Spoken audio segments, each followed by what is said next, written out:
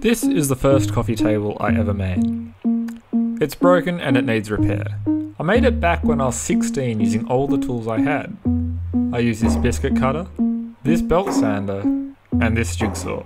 That's about it. Maybe a few drills and other hand tools, but nothing that's too out of the ordinary. The table itself has a good form, but its finish quality has never been that high. I guess that's what happens when you're a 16-year-old and always in a rush. While I don't need this coffee table to be repaired, it has got a fair bit of sentimental value, and it does a really good job at reminding me that I always get enjoyment from making things with my hands.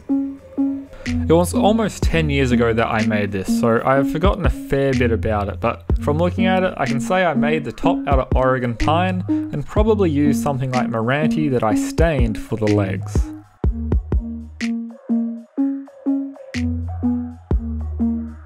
While I don't want to remake anything or re-engineer it, I do want to make the table look a bit more finished, so I'm going to get rid of all the tool marks. The top has a fair few gouges in it which I'd like to get rid of, and the top is also far from flat and the edges are not quite smooth. So here we go. This strange looking machine is called a stroke sander. It's called that because you need to stroke it before you turn it on. Ordinarily, if I was going to be stripping off finish like this, I would head over to the wide drum sander, but this top is a little bit too wide for my machine, so the stroke sander is the next best thing. It works by stroking the platen across the workpiece while moving the bed in and out. The idea is to go across the grain for rapid stock removal and flattening, and then with the grain to smooth it all out.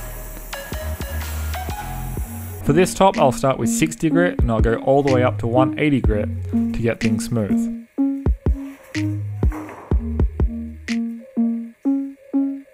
While it's not quite as efficient as the wide drum sander, with practice you can achieve a superior finish and get a dead flat board.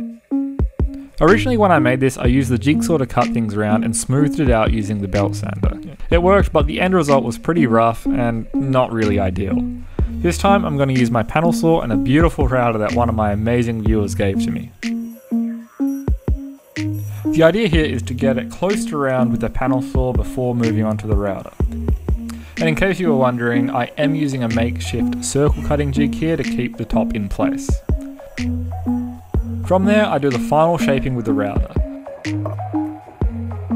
I dial in the diameter first using yet another circle cutting jig, and then I finish it off with a small round over on both edges. The reason I used both the panel saw and the router is because I didn't really want to put excess stress on the router bit, and I also didn't want to risk burning the edges.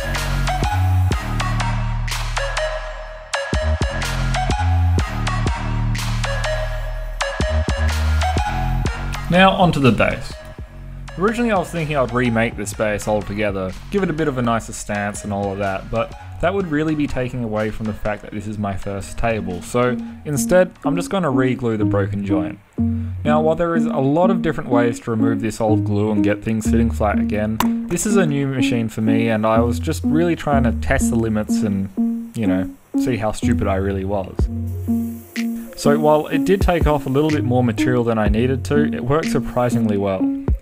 Although this joint did fail after 10 years, it was due to someone dancing on the table, not really something I'm going to see happening again, so I'm sure this joint will be good for another 10 or more years after this repair is done, but just to be safe, I will be securing the base onto the top with a few more screws this time.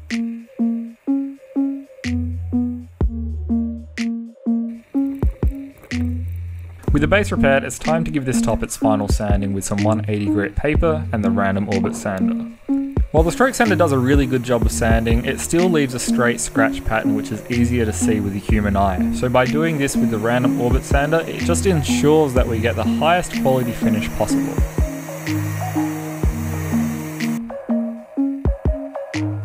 To finish this top, I'm using an ultra clear water-based polyurethane. I brush on the first coat, followed by a light sanding, and then spray the remaining 2 coats after that, but I didn't film this. And there we go, my first ever coffee table lives to see yet another dance. If you've enjoyed this video, make sure you click the like button and leave a comment below, and if you haven't already, make sure you click that subscribe button so you stay up to date with all of my future videos. If you really like this video, also consider becoming a Patreon over on patreon.com/JWS Woodshop, to really help this channel out. Thanks again, and I'll see you next time.